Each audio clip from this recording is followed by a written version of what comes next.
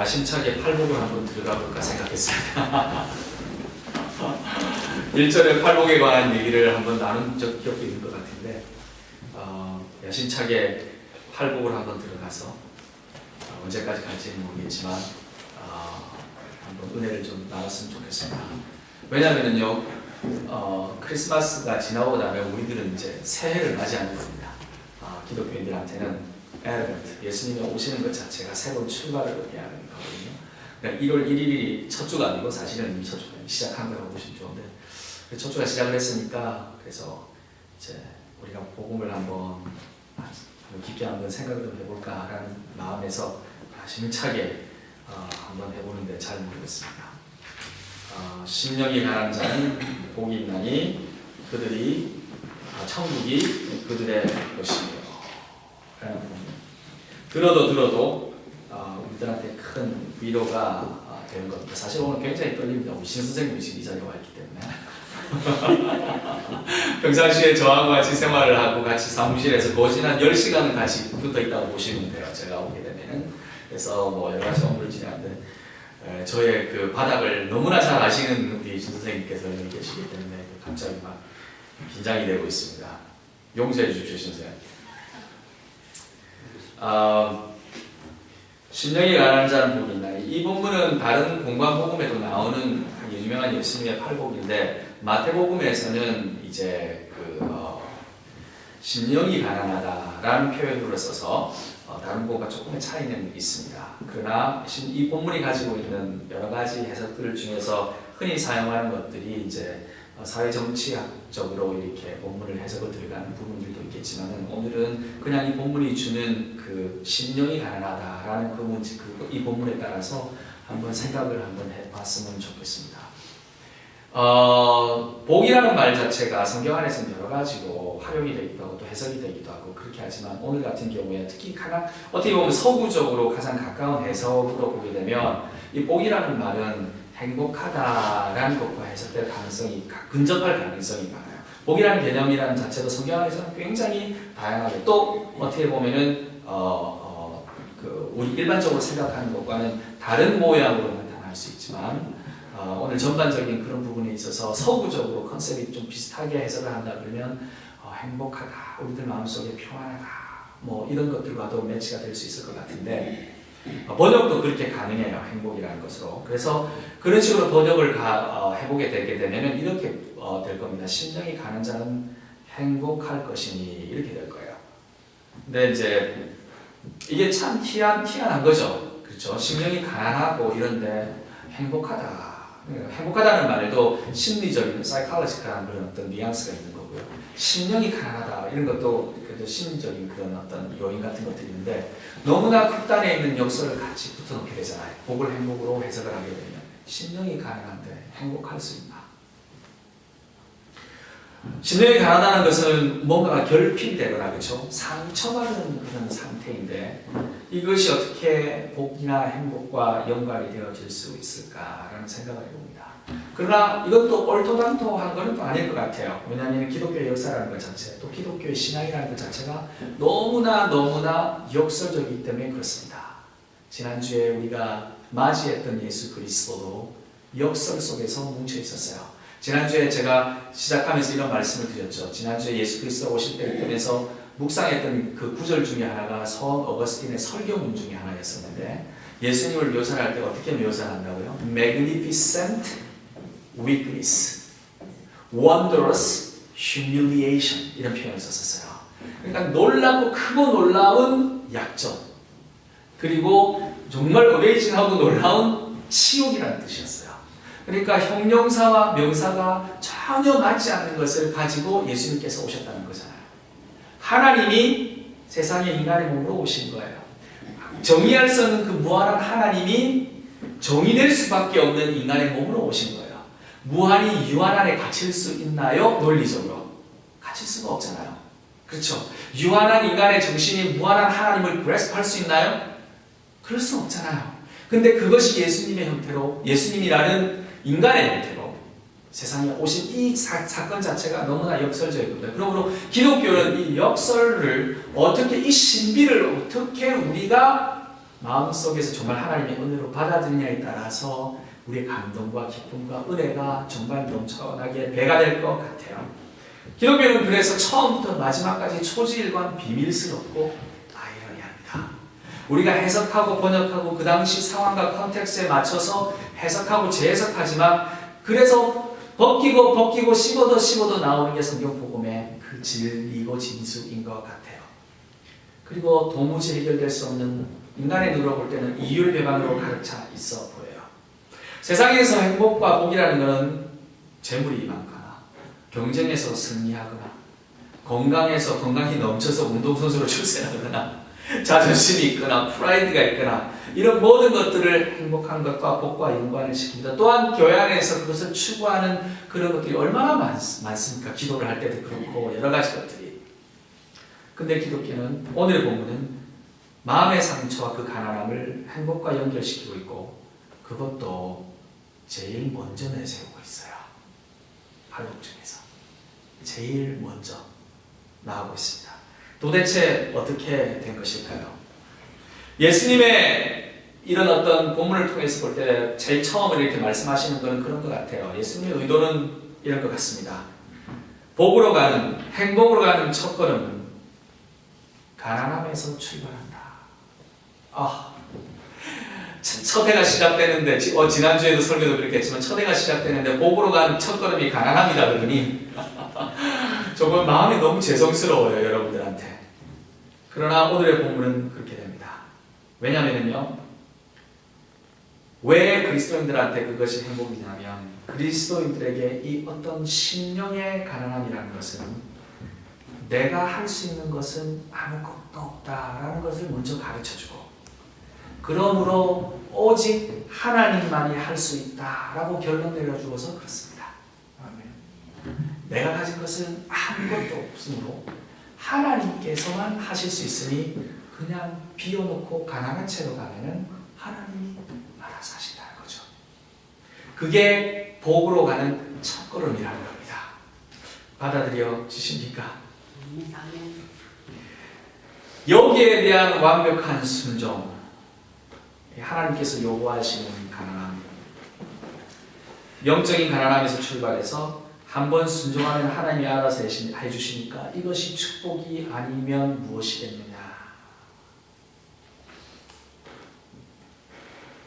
내가 정말 내보일 것이 없는데, 가진 것이 없는데 라고 하는 그 순간에 하나님께서 해주실 일들이 많아지는 것. 시편 51장 16절에서 17절에 보게 되면은 다윗이 밧세바하고 사고를 치고 난 뒤에 고백하는 시편이 나오게 됩니다. 그 시편을 보게 되면 이런 표현들이 나옵니다. 주께서 제사를 기뻐하지 아니하시나니 그렇지 아니하면 내가 드렸을 것이라. 주는 번제를 기뻐하지 아니하시나이다. 하나님께서 구하는 제사는 상한 심령이라. 하나님이여 상하고 통회하는 마음을 주께서 멸시하지 아니하시리이다. 다윗이 왕이 되었을 때 얼마나 많은 번제를 드렸을까요? 얼마나 많은 제사를 드렸을까요?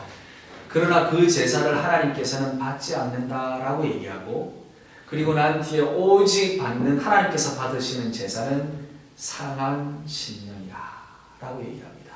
이거는 다윗의 개인적인 경험에서 나오는 겁니다. 이 시편은 다윗이 밧세바를 불법적으로 취하고 난 뒤에, 불법이라 하나님 앞에서 불법적으로, 왕이니까 뭐 못할 건 없죠. 그러니까 하나님 앞에서 불법적으로 취하고 난 뒤에 나단 선지자가 다윗한테 가서 그야말로 속된 말로 박살을 냅니다. 그리고 난 뒤에 다윗이 정말 무너져서 통회하는 마음으로 무릎을 꿇고 회개하고 난 뒤에 또 회개하면서 이 시편의 글이 지어졌다라고 보여집니다. 그때 쓰는 것이 표현이 바로 이것이었어요. 상한 마음, 통회하는 마음. 팔복에서 얘기하는 마음이 가난한 자는 복이 있나니, 심령이 가난한 자는 복이 있나니라는 것은 바로 이 통회하는, 이 상한 마음, 이 아무것도 없는 마음, 다친 마음, 그리고 정말 이렇게 아파하는 마음 자체가 하나님께 드려야 할 첫 번째 제사이고 가기 위한 첫 번째 단계라는 겁니다. 그 말은 거꾸로 얘기하면 이것 없으면 하나님을 만날 수도 없고 복도 없고 하나님이 우리의 예배와 제사를 받지도 않을 것이다 라는 거예요. 이 상한 심령, 이 빈곤함, 그래서 팔복에 처음에 옵니다. 다윗의 상한 심령의 고백은 자신의 영적인 가난함을 완전히 드러내 보이는 거였어요. 나는 정말 아무것도 아닙니다. 내가 왕이 없습니까? 아닙니다. 내가 정말 잘난 사람이었습니까? 아닙니다.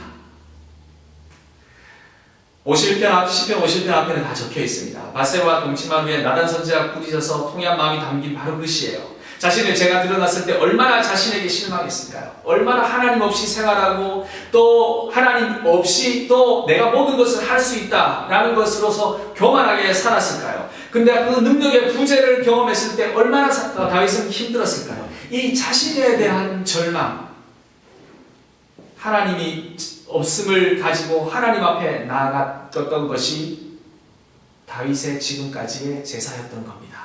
그것이 잘못되었던 것을 깨달은 거예요. 근데 놀랍게도 다윗의 이 기록을 통해서든지 또는 오늘의 본문을 통해서든지 우리가 배우는 것은 뭐냐면 이 상한 심령을 가지고 이 아픈 마음을 가지고 들고 하나님 앞에 나아갔을 때가 은혜의 시작이 되었습니다. 복의 시작이 되었던 겁니다. 왜냐하면 상한 심령을 드리기 이전에 받지 않으셨던 다윗의 제사를 하나님이 다시 받기 시작했던 겁니다. 그리고 다윗은 다시 개인의 자신의 삶 속으로 들어왔던 하나님을 경험하고 있는 거예요. 자신을 비우니 자신의 상처를 하나님 앞에 보이니 갖다 바치니 하나님이 들어오기 시작하는 겁니다. 하나님이 그 전에 못 들어와서 안 들어온 건 아니죠. 하나님이 그 전에 확실하게 잡아서 탁 쳐버리려고 그렇게 했으면 충분히 할 수 있었겠죠. 그러나 기다리시는 하나님께서 오히려 우리가 스스로 그렇게 낮아지기를 얼마나 원하시고 있는가를 볼 수 있을 것 같습니다. 그렇게 무너지지 않으면요, 인간들, 우리 사람들, 우리들의 존재는 하나님을 만나기 참 힘듭니다. 고집 무지셉니다. 죽어도 저기 컴프로마이즈 안 합니다. 하나님 앞에서. 신선생님 지금 잉긋이 웃고 있습니다. 죽어도 컴프로마이즈 안 하는 게 인간의 존재인 겁니다. 근데요, 거꾸로 생각해 보면요, 상한 심령과 영적인 가난을 경험하지 않은 사람치고 성공한 사람 없습니다.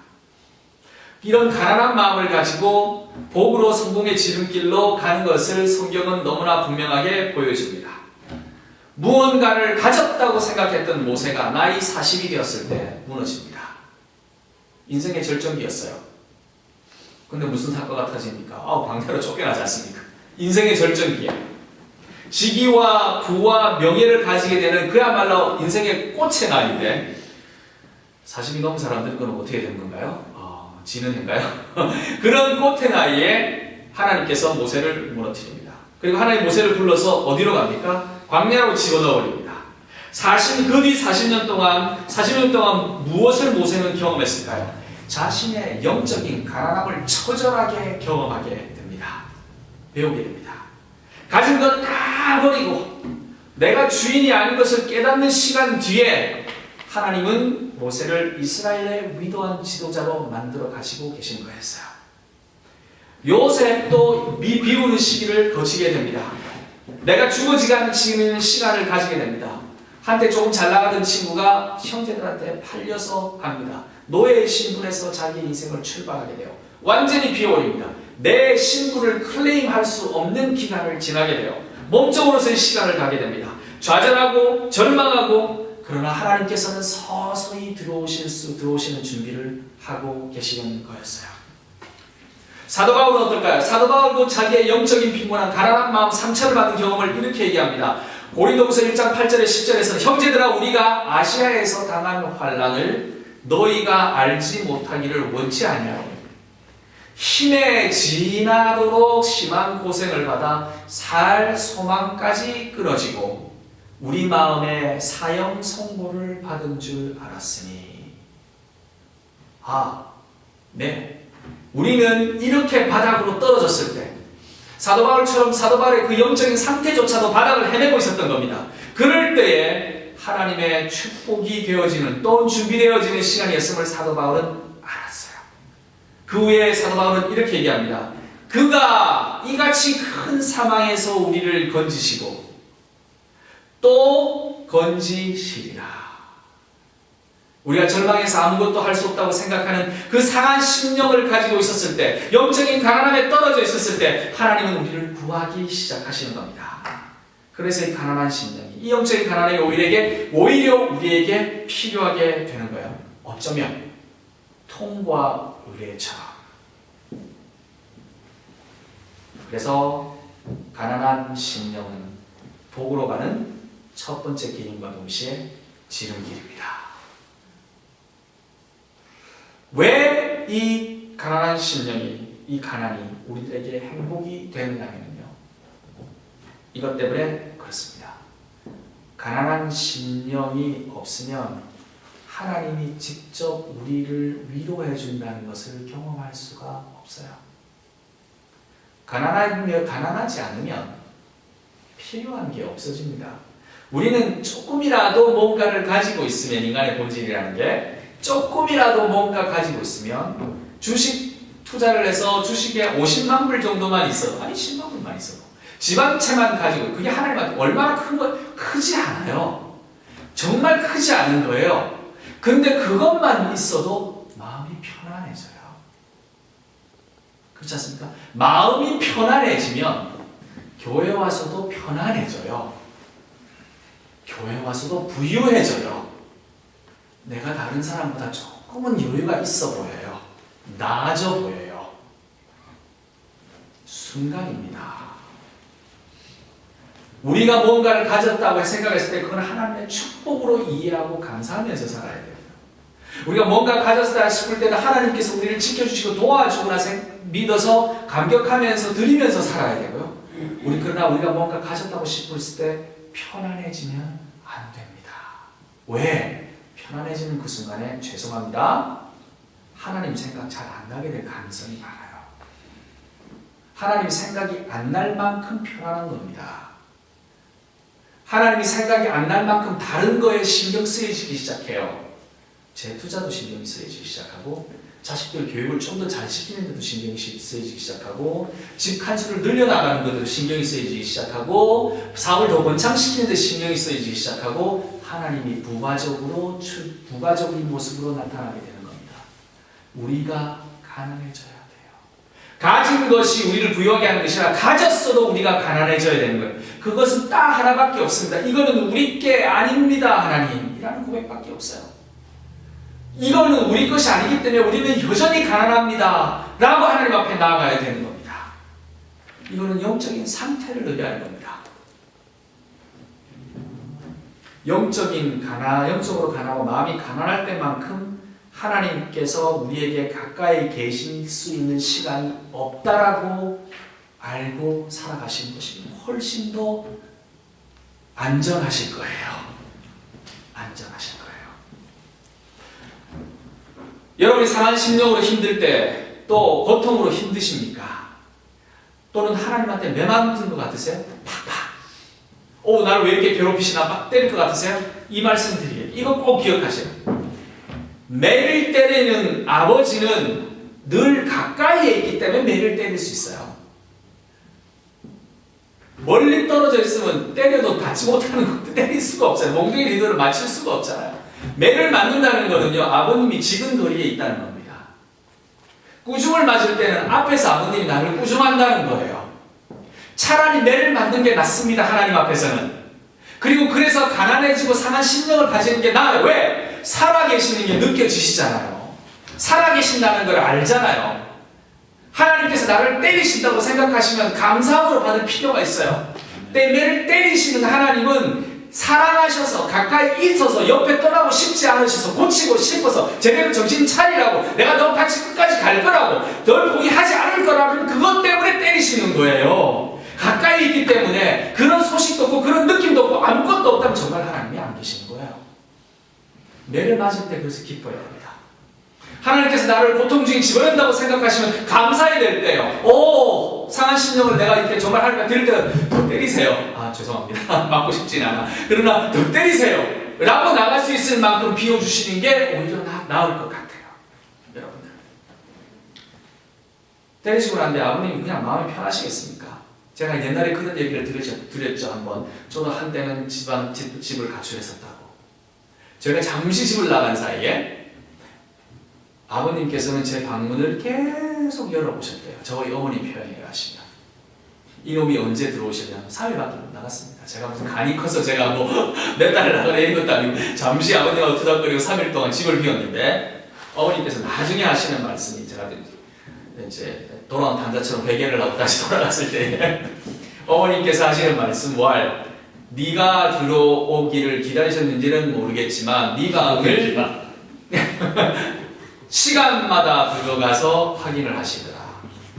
저는요 하나님의 마음이 그렇다고 봅니다. 하나님의 마음이 하나님의 마음 속에는 여러분들이 한 칸을 차지하고 있는 거예요. 아멘. 여러분이 하나님 마음 속에 깊숙이 들어가서 한 칸을 차지하고 있는 겁니다. 나가게 되면은 다시 데리고 오고 싶은 거예요. 그놈이 언제 들어올까 싶어서 방문을 한번 하나님 마음속에는 한 칸 만들어진 방문을 또 열었다가 보고 이놈 자식 아직 안 들어왔네. 신동희 선생님 왜 아직 안 들어왔을까? 또 한번 확인하고 죄송합니다. 오늘 지켰어요. 또 한번 확인하고 또 한 번 확인하고 이게 하나님의 마음이라고 저는 봅니다. 이제 그래서 그만 울어라 라고 때리실 때는 때리시지만 그만 울어라 라고 얘기하실 것 같아요. 이제는 괜찮다라고 위로하실 것 같아요. 하나님 저 아무것도 할 수 있는 게 없어요. 진짜 미치겠어요. 아버님 저 어떻게 하면 좋아요? 그러면 하나님 이렇게 얘기할 수 있을 것 같습니다. 그래 이제 경상도 사투리를 네가 할 수 있는 거 없지?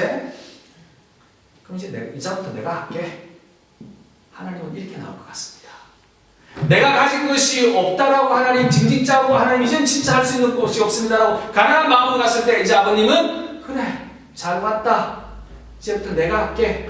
네가 돌아왔으니까 소도 잡고 돼지도 잡고 잔치도 만들어주고 그 다음에 네가 앞으로 여기서 일할 수 있도록 자리도 마련해주고 내가 할게 라고 하나님께서는 말씀하실 것 같아요. 중요한 거는 상한 마음으로 돼지 우리에서 먹던 그런 어떤 돼지 죽기 별것 아니다 라는 것을 깨닫고 빈 마음으로 돌아가는 그 가난한 마음이 필요한 거예요. 근데 그게 안 되는 거예요. 우리들은 사람이라는 게 그게 안 되는 겁니다. 그렇게 두드려 말아도 나 안 사겠다니까 이렇게 하는 거예요. 하나님 앞에 나 아직까지 가지고 있는 거 있다 라고 이렇게 얘기하는 겁니다.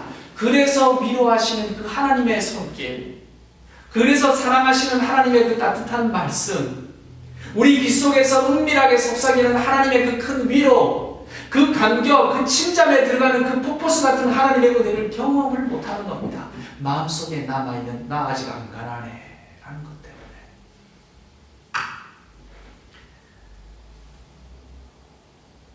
혹시 여러분 기억나실지 모르겠습니다. 어렸을 때 동네 친구들한테 놀림을 받거나 무서운 것을 경험했을 때 막 울면서 아빠나 엄마 품속으로 달렸었을 때 달려들어가서 느꼈던 그 평안함과 위로함. 저는 그런 경험이 있어요. 또는 남편이나 아내가 상대 스파우스로부터 위로를 받는 그 위로. 그 위로는 또 그 사랑을 강하게 느낄 때는 이런 것이었을 거예요. 내가 아무것도 아니구나. 내 사랑이 나를 보호하는구나. 이렇게 힘들어도 우리 아빠 우리 엄마는 밖에 내 편이 없구나. 이거잖아요.